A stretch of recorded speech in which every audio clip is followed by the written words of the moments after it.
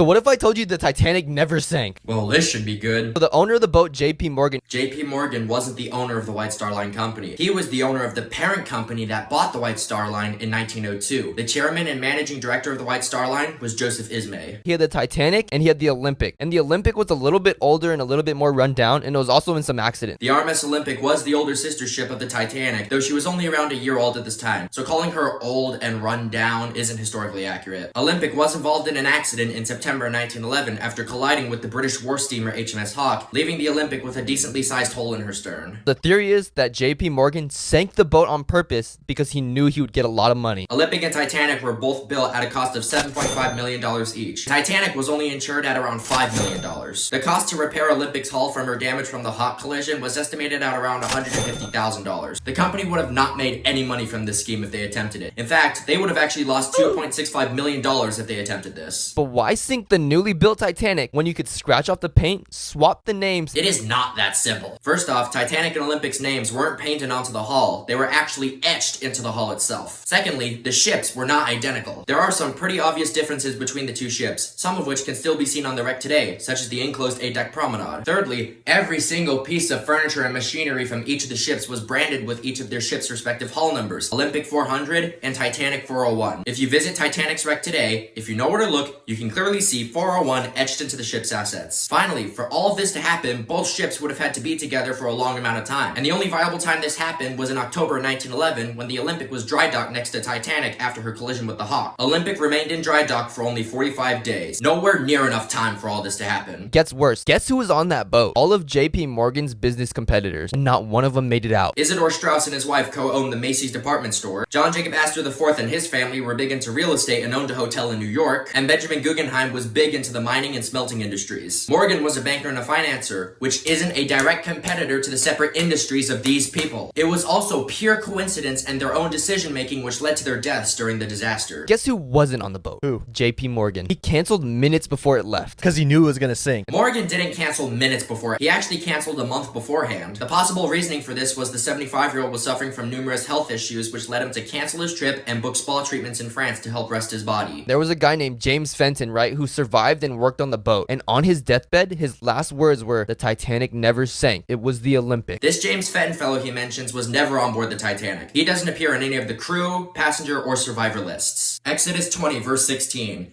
Thou shalt not bear false witness against thy neighbor.